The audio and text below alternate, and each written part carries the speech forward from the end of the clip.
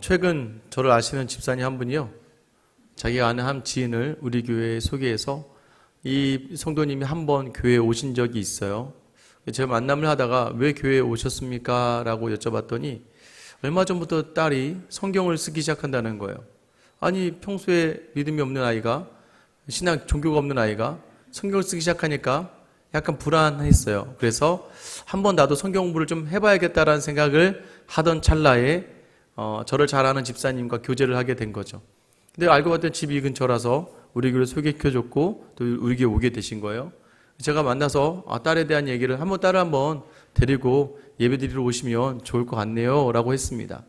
근데 중간에 있는 이야기들이 꽤 길지만 어쨌든 딸이 신천지에 빠진 지 한 5년이 됐고 신천지 강사로까지 이렇게 활동할 정도로 굉장히 어려움에 처해졌습니다.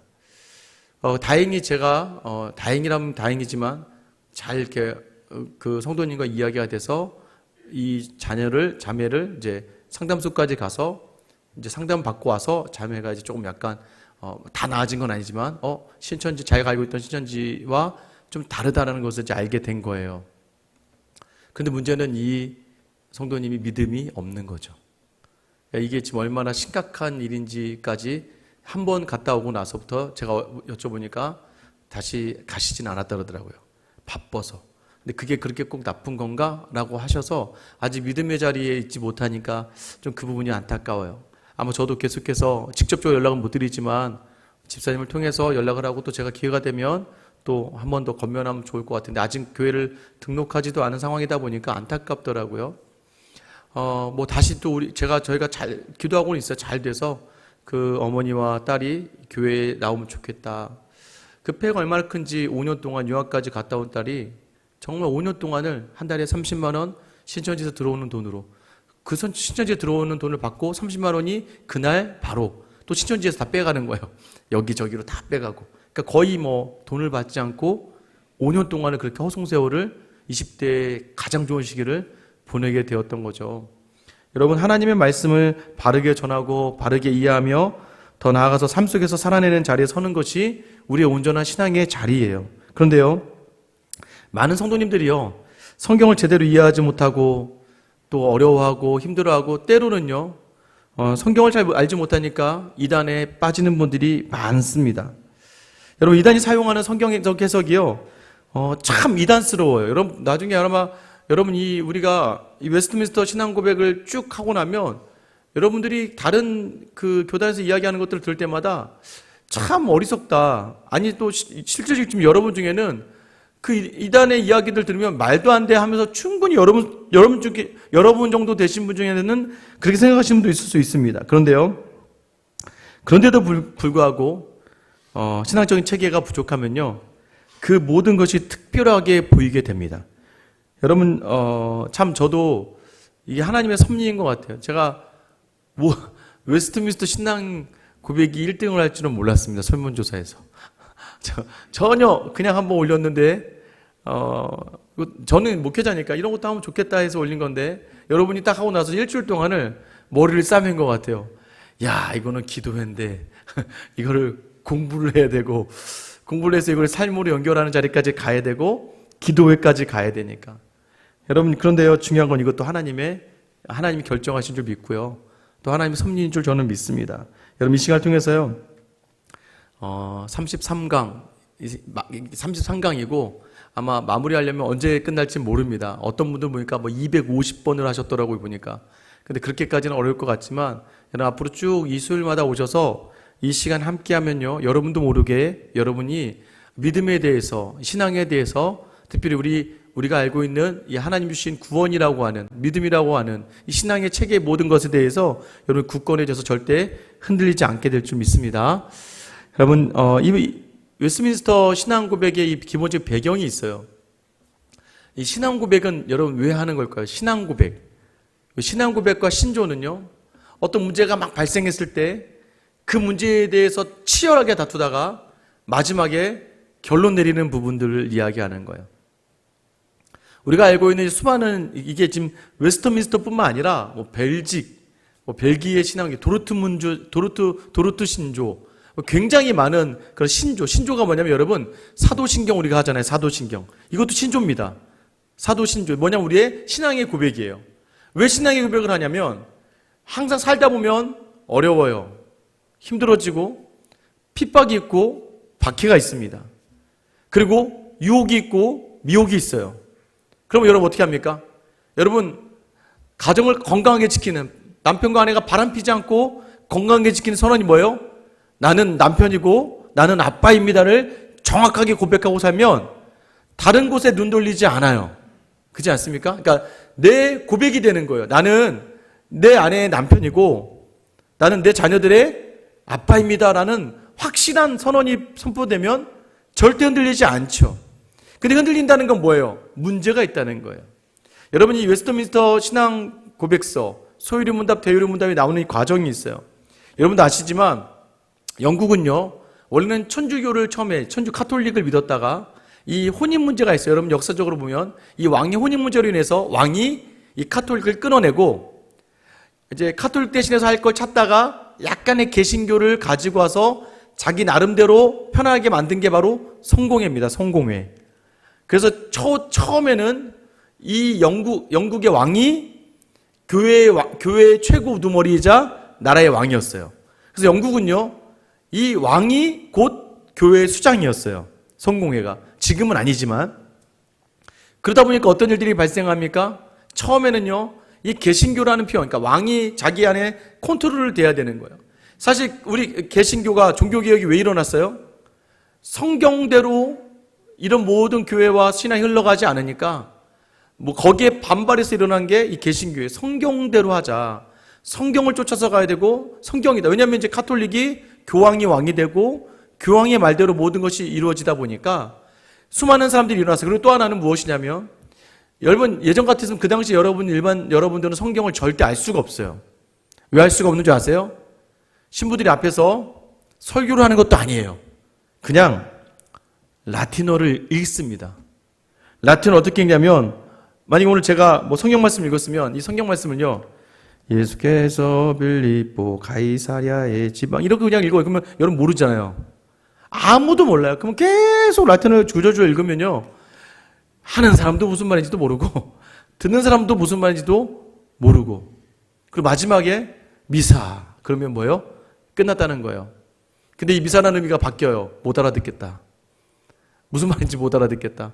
그냥 예식만 있고 아무것도 있죠. 그러니까 성경이 말씀을 평신도들이 도저히 들을 수가 없는 거예요. 이런 문제에 대해서 종교개혁이 일어납니다. 성경을 성도들에게 돌려줘야 된다. 말씀을 성도들이 봐야 된다. 그래서 여기저기 일어난 운동이 바로 종교개혁, 루터와 칼빈이라고 하는, 쯔빙글리라고 하는 수많은 사람들에 의해서 목숨을 걸고 그들이 그 당시 카톨릭은요, 엄청난, 왜냐면 카톨릭은 교황은 한 나라의 왕보다도 더 권력이 있고 힘이 있었던 때예요. 그때 이 사람들이 말씀으로 돌아가자고 하면서 일어났다가 수많은 사람들이 죽게 됩니다. 영국도 마찬가지였어요. 영국의 왕이 엘리자베스 1세부터 제임스 6세까지 이 통치하는 기간에요, 처음에 개신교들, 프로테스탄트, 그러니까 청교도들이죠. 자꾸 말씀이 우선이라고 하니까 왕이 우선인데, 말씀이 우선이라고 하니까 왕이 가만히 있을 리가 없겠죠. 그래서 이 청교도들을 학대하기 시작합니다. 그래서 여러분 메이플라워에 뭐예요? 청교도들이 배를 타고 미국으로 건너가잖아요. 여러분 그 박해가 있게 되니까 그때 당시에 그 박해 시작이 이 개신교였어요. 그때 스코틀랜드, 여러분 영국은 연방으로 되어 있잖아요. 그러니까 뭐 아일랜드, 그죠? 스코틀랜드 뭐 이렇게 해가지고는 웨일즈 한 4개 정도로 되어 있습니다. 이 스코틀랜드 쪽에서 이 믿음, 이 기독교가, 이 개신교가 시작됩니다. 칼빈주의로 해서 이 기독교가 막 시작되니까 이 영국이 정쟁을 하러 갑니다. 근데 여기에서요, 국회에 있는, 그러니까 의회에 있는 사람들이 도와주지 않아요. 왕과 귀족만 참전했다가 대패를 당합니다. 대패를 당하고 나서 스코틀랜드에 지죠. 거기다가 의회가 도와주지 않았으니까. 의회에서 뭐라고 이야기해요? 권한을 의회로. 또 하나는 뭐예요? 이 기치를 또 하나로 뭔가 이제 우리가 항상 대의를 잡아야 되니까 이 나라를 하나님께로, 말씀으로. 그러면서 왕을 막 압박해서 그때 왕이 결정을 하고 의회가 주도를 해서요, 무려 총 따지면 150명 정도가 5년 동안에 걸쳐서, 목사만 해도 120명이 넘어요. 신학자들, 목자들 해서 120명이 넘고, 심지어는 평신도들을 한 30명 정도. 왜냐하면 이해를 해야 될 거 아니에요. 평신도들도 이해가 돼야 되잖아요. 그래서 그 당시에 상원 의원 10명, 하원 의원 20명, 정치인들까지 포함을 시켜서 목회자들과 평신도가 구성돼서 5년 동안 1100번의 회의를 합니다. 여러분, 이게 바로 오늘 우리가 이제 배워야 될 이제 신앙 고백이에요. 우리가 믿는 것이 무엇이고 우리가 알아야 될 것이 무엇인가. 그래서 우리가 어떻게 이 땅을 살아가야 되는가. 여러분, 성도의 자리가 무엇인가에 대해서 이제 이 작업을 시작합니다. 1100번의 회의를 거쳐서. 그래서 나중에 여러분도 이제 제가 나중에 유인물 드리겠지만 33강 인동안에 한 구절 한 구절마다요, 각 주로 성경에서 다 찾아냅니다. 무슨 말이냐면 한마디로 성경 66권이 우리의 신앙에 대해서 어떻게 이야기하고 있는가를 찾아내는 작업이 바로 이 신앙 고백의 자리가 되는 거예요. 이제 여기서 우리가 하나 확인할 게 뭐냐면, 그러면 이제 아까 말한 이게 우리가 신앙 고백이라고도 부르고 신도 개요라고도 부르고 신조라고도 불려요. 그러면 신조와 문답의 차이가 또 있겠죠. 여러분들 이제 신조라는 표현은 좀 약간 오래됐다. 그러니까 신조라는 의미는 믿는다라는 의미를 가지고 있습니다.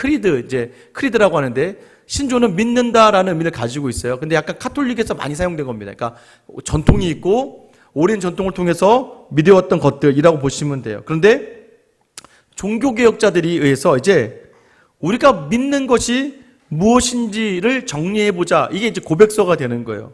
이 고백서, 그 신조 같은 의미인데 이게 뭐냐면 신학적으로 논쟁이 있을 때마다 항상 어떤 결과가 도출되잖아요. 협의가 되잖아요.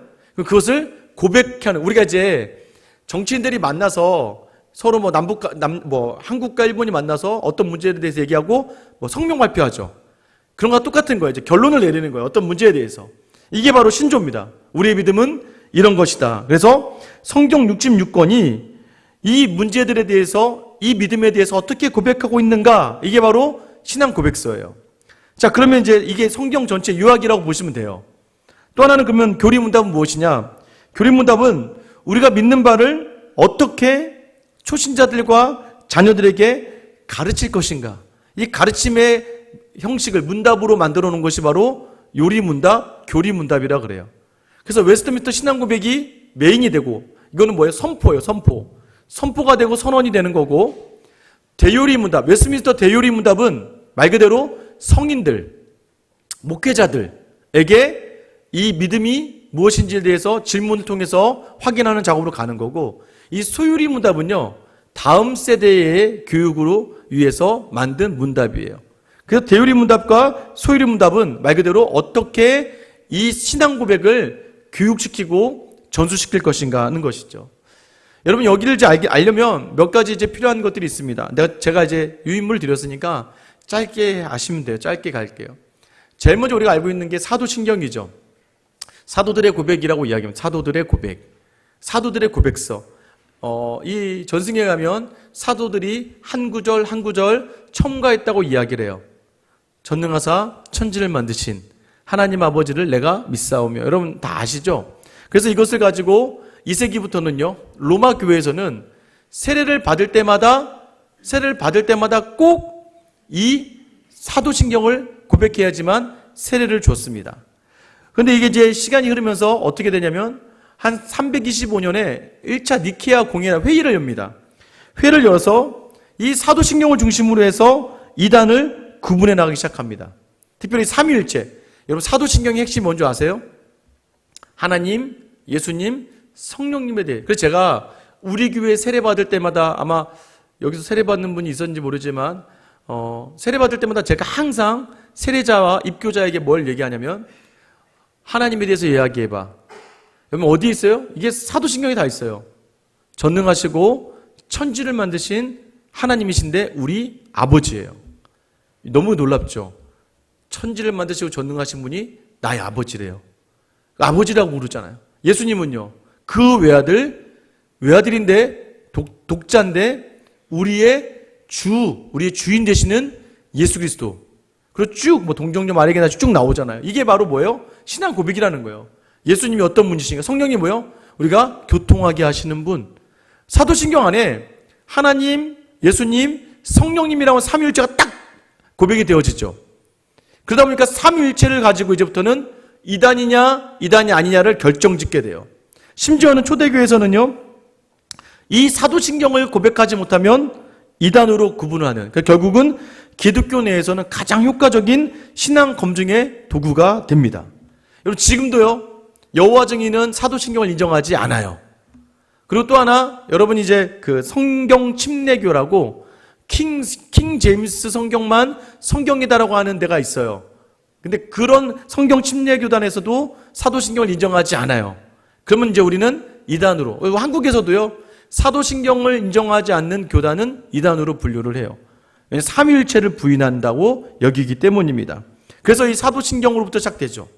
첫 번째 이 신조의 가장, 사도신경 이후에 가장 영향을 많이 끼친 게 바로 벨기에 신앙 고백이라고 할 수 있어요. 이 벨지카라고 이야기하는데, 이제 프랑스에서 이제 우리 개신교도들이 했던 믿음의 고백입니다. 특별히 그 주체가 누구냐면 귀도 드 브레라고 하는 개혁교회 목사님이 계세요. 근데 여러분, 이제 프랑스 안에도 카톨릭 구교의 영향력이 너무 세요. 그러니까 신교도를 향해서, 심지어는 교황이 그 당시에 뭐라고 얘기하냐면 개신교를 가면 다 지옥에 갈 거라고 저주를 부었어요. 저주를 퍼부을 정도로. 그래서 이 왕권들 통해서 압박을 하게, 핍박을 하게 했어요. 그러자 이 귀도드 브레라는 목사님께서 뭐라고 얘기하냐면, 우리는 교회를 이어져 가는 곳이지 카톨릭에 반항하기 위해 만들어진 곳이 아니다. 우리는 성경의 말씀대로 하나님을 섬기고 있고, 우리가 정말 성경 그대로 하나님을 온전히 섬기는 신앙의 공동체다. 그래서 성도들은 개혁주의 신앙을 고백하고, 이런 성도들이 반역자가 아니고 오히려 성경에 입각한 참된 기독교 교리를 고백하는, 그 법을 준수하는 성도라는 걸 드러내기 위해서 이 벨직 고백서라는 걸 씁니다. 제가 왜 설명을 해드리면, 이 벨직 고백서가 다 웨스트민스터 이 신앙 고백에 다 담겨있기 때문이에요. 이걸 기준으로 해서 영향을 받게 되는 겁니다. 또 하나, 결국엔 이 귀도드 브레라는 목사님은 결국에는 구교회에서 순교를 당해요. 그러니까 우리가 그리고 실질적으로 이분이 뭘 얘기하냐면, 우리 국가의 권력에 순응한다. 우리 국가를 따라간다. 우리 국가를 인정한다. 왜? 하나님의 주권 안에 있기 때문에 인정한다고 얘기했음에도 불구하고 이 모든 것도 반항자로 여기고 결국에 죽임을 당하게 됩니다. 그 뒤에 이 벨직 신앙 고백의 영향을 받은 것이 바로 여러분이 어디선가 들어봤던 하이델베르그 문답이에요. 하이델베르그 문답은요, 16세기, 17세기쯤에 아까 말한 벨직 신앙 고백이 쓰여지고 나서 한 4, 50년 후에, 그 다음에 이제 독일 지역에 이제 개신교도들이 모여서 이제 신앙의 고백을 했던, 이제 그때쯤에는 이제 조금 더 많은 개신교도들이 모이기 시작합니다. 그러면서 그들이 다시 한번 개혁교회의 정체성을 확립하기 위해서 하이델베르그 요리문답, 그래서 129개의 문답의 형식으로 신앙을 정리해요. 그러니까 큰 질문이 뭐냐면, 하이델베르그의 큰 질문이 살아서나 죽어서나 당신의 유일한 위로는 무엇입니까? 예수 그리스도죠. 답은 다 정해져 있죠. 그러니까 살아서나 죽어서나 우리의 위로자는 예수님이시다. 왜요? 여러분, 그 당시 핍박받는 그 개신교들을 향한 진정한 위로자는 예수님밖에 없다. 그러면서 이렇게 시작하면서요, 우리의 죄를 건드립니다. 우리의 죄와 비참에 대하여라고 이야기하면서 죄와 비참한 가운데 어떻게 구원을 받는가? 예수 그리스도. 이러한 구원을 주신 하나님께 어떻게 감사를 드려야 하는가? 삶으로 드려야 한다. 그래서 이 하이델베르그 문답은요, 우리의 위로자가 되시고 우리의 비참한 우리를 구원하신 예수 그리스도, 더 나아가서 우리의 모든 삶이 그분을 향한 감사로 나아가야 된다. 그래서 여러분, 용기를 잃지 말고 힘을 내어 믿음의 자리를 지켜내자 하면서 여기 썼던 게 하이델베르그 요리 문답입니다. 그 다음에 이 웨스트민스터의 마지막 영향을 줬던 게 바로 도르트 신조라고 하는 이 신앙 고백이 있어요. 이게 1618년이죠. 1618년부터 1619년까지 한 6개월 정도 동안을 네덜란드 교회에서 모여서 회의를 합니다. 그러면서 이때 당시에 뭐가 유행하냐면 알미니안주의라고 하는 게 뭐냐면 행위로 구원을 받을 수 있다. 그러니까 하나님이 구원을 하시지만 인간의 일부는 인간의 노력으로 구원을 받을 수 있다라고 이게 주장하는 사람들이 이제 생겨나기 시작합니다. 한마디로 이제 이단에 대항하면서 오직 예수 그리스도의 은혜가 아닌 이상, 하나님의 은혜가 아니면 구원받을 수 없다라는 그런 내용으로 해서 칼빈의 5대 교리가 있어요. 여러분, 무조건적인 선택, 제한적 속죄, 인간의 전적인 타락, 불가항력적인 은혜, 성도의 견인. 이건 나중에 한번 제가 또 다룰 거예요. 이 5가지를 기준으로 다시 신조를 씁니다. 이 신조들이 영향을 받아서 마지막 웨스트민스터 신앙 고백. 여러분, 이거는요 정말 전후무한, 앞으로 일어날 수 없는. 왜냐면 생각해 보세요. 5년 동안 1100번이나 회의를 하면서 그것도 목회자와 신학자를 다 모아놓고, 그러니까 성경을 아주 그냥 창세기부터 요한계시록까지를 아주 그냥 쥐잡듯이라고 표현하면 좀 뭐하겠지만 성경을 하나하나를 다 성경 66권을 1100번을 훑어가면서 정리했어요. 그래서 여러분, 우리 대한예수교 장로회 교단 안에서는요, 우리 신앙의 모범 표본이 바로 웨스트민스터 신앙교백, 신도 개요다라고 정리해놔요. 우리 교단뿐만 아니라 한국에 있는 모든 장로교단은 다 이 웨스트민스터 신앙고백서, 신도개요서라고도 하는데 이것을 신앙의 모범으로 딱 정의를 해놓습니다. 그런데 여러분 한 번도 본 적 없죠? 이게 여러분 한 번도 제대로 들은 적 없죠? 아니 최소한 안수 집사 되고 장로 될 때 우리가 따르고 있는 모범을 봐야 되는데 한 번도 그것을 볼 수가 없다는 건 뭘까요? 이게 애매한 거예요. 이렇게 설교 시간에 하기도 애매하고 또 그렇다고 시간을 내서 하기도 애매하고 또 그만큼 쉽지는 않고, 근데 여러분 오늘 한번 어쨌든 하나님께서 우리에게 은혜를 주신 거죠. 아까 말씀드린 것처럼 1100번의 그 회의를 통해서 전문 33장이 만들어집니다. 다음 주부터, 다음 주에는 성경에 대하여, 그리고 하나님에 대하여, 이렇게 하나님의 유일신에 대해서, 뭐 타락에 대해서, 또 하나님의 막 33가지가 굉장히 많은, 그러니까 우리가 충분히 궁금해야 될 모든 것들을 다 답을 달아놓으면서 성경에서 다 각주를 찾아서 그 밑을 다 채워놓습니다. 그러니까 성경에서 이야기하고 있는 성경이란 무엇이고, 하나님은 무엇이고, 죄는 무엇이고, 타락은 무엇이고, 이 모든 것들을 정리하는 게 바로 33개 정도가 되는 것이죠. 그리고 특별히 이것을 가지고 웨스트민스터 대요리, 소요리, 이게 뭐였어요? 아까 제가 말씀드렸죠. 십계명, 주기도문 해설, 칼빈주의의 주요 교리들이 담겨서 196가지의 문답. 사실은 이거는요, 강단에서 설교하게끔 만들어 놓은 거예요. 대요리 문답은. 그렇다고 제가 196주를 대요리 문답만 설교하면 성도들이 딴 데로 많이 갈 거예요. 이제 이건 제가 가지고 나누면 할 거고, 그리고 아이들을 위해서 만들어 놓은 것이 바로 소요리 문답. 107개의 질문으로 아이들도 쉽게. 근데 아마 여러분 하시면 알겠지만 쉽지 않아요. 이 당시 아이들이 굉장히 높았나 봐요. 교육 수준이 높았나 봐요. 아이들을 위한 소요리 문답이에요. 짧은, 왜냐 아이들 대요리 문답은 길어요. 문답도 길고 답도 깁니다. 그런데 소요리는 짧아요. 인간의 제일 되는 목적은 하나님 영화롭게 하고 그를 기쁘시게 함입니다. 짧게 나오죠. 근데 대요리 문답은 되게 길게 합니다. 여러분, 그래서 이것을요, 5년 6개월 동안 매일같이 8시간씩 이분들이 모여서 고민하고 연구하면서 만들어낸 것이라고 보면 되는 것이죠. 자, 그럼 이제 여기서 저한테 누군가가 질문합니다. 여러분에게도 그럴 거예요. 니네 교회는 예배 시간에 성경을 가르치지 않고 왜 신앙 고백을 하느냐? 어쨌든 제가 성경을 가르치더라도 마지막에 정리를 하잖아요. 그 본문의 말씀을 정리하죠. 그럼 그게 핵심 메시지가 되죠. 지금 이게 신앙 고백이 바로 그런 겁니다. 성경 66권을 정리를 해서 핵심 메시지로 만들어 놓은 것이 바로 신앙 고백이기 때문에 사실 별반 다를 바가 없다고 보시면 되겠습니다. 여러분, 여기까지가 이제 제가 웨스트민스터 신앙 고백, 우리가 다뤄야 될 그 신앙 고백서에 대한 소개와 대요리와 소요리 문답에 대한 설계 정리에 대해서 여러분에게 해드린 거죠. 여러분, 우리가 교회 신앙생활 할 때 굉장히 중요한 게 바로 온전한 신앙생활이라는 거예요. 여러분, 13절에 예수께서 빌립보 가이사랴 지방에 이르러 제자들에게 물어 이르시되 사람들이 인자를 누구라 하느냐? 여러분에게 하나님 질문하시는 거예요. 사람들은 나를 뭐라고 하디? 여러분, 사람들이 예수님을 뭐라고 하십니까? 뭐라고 하세요? 근데 여러분 하나님이 지금 거기서 그치지 않아요. 15절에 보세요. 이르시되 너희는 나를 누구라 하느냐. 여러분에게 묻고 계시는 거예요. 너희는 내가 누구니? 여러분 예수님이 어떤 분이세요? 너희는 내가 누구니? 라고 묻고 있잖아요. 그래서 절대적인 답을 누가 하고 있어요? 베드로가 하죠. 우리 16절 말씀 한번 같이 읽어볼까요? 16절 말씀 시작.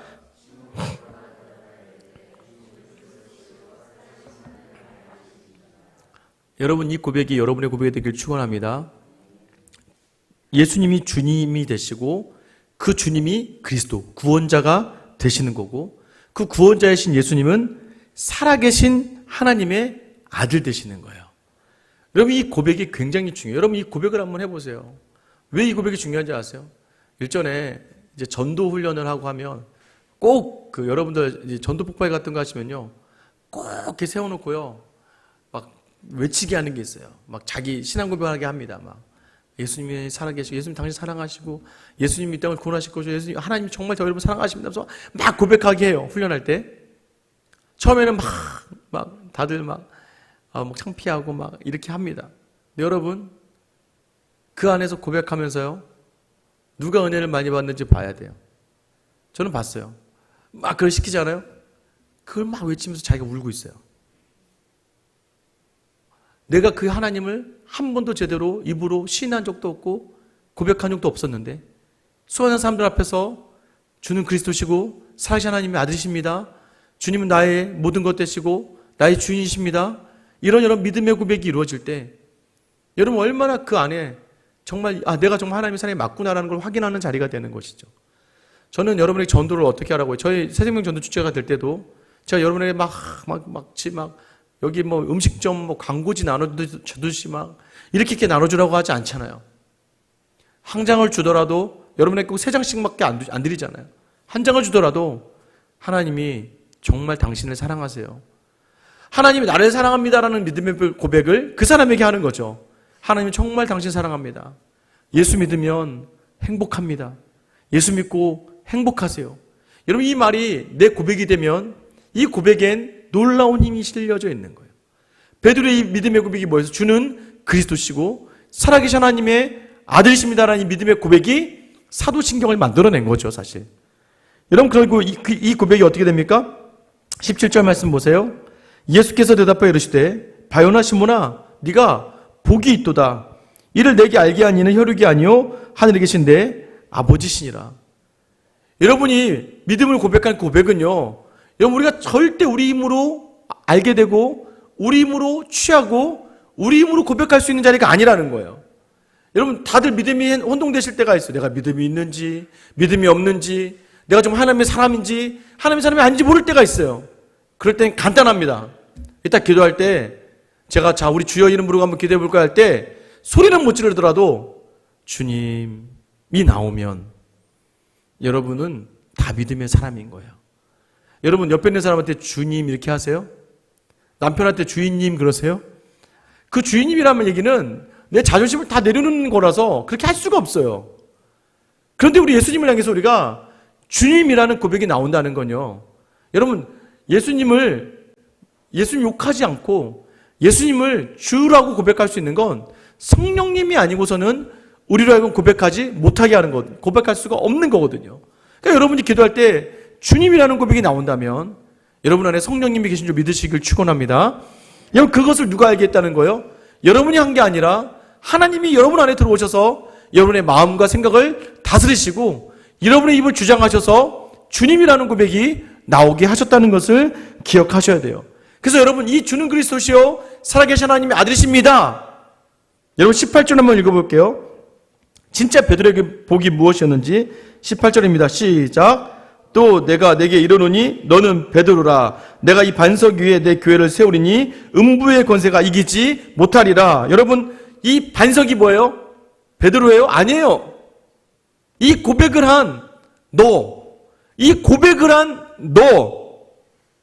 믿음의 고백, 예수님이 주님이시고 예수님이 그리스도시죠. 구원자가 되시고 우리의 모든 문제의 해결자가 되시고 위로자가 되시고 더 나아가서 이분이 살아계신 하나님의 지금도 살아계셔서 역사하시는 하나님과 또 살아계셔서 역사하시는 예수님이라는 것을 고백하는 그 고백 위에 내가 교회를 세우겠다는 거예요.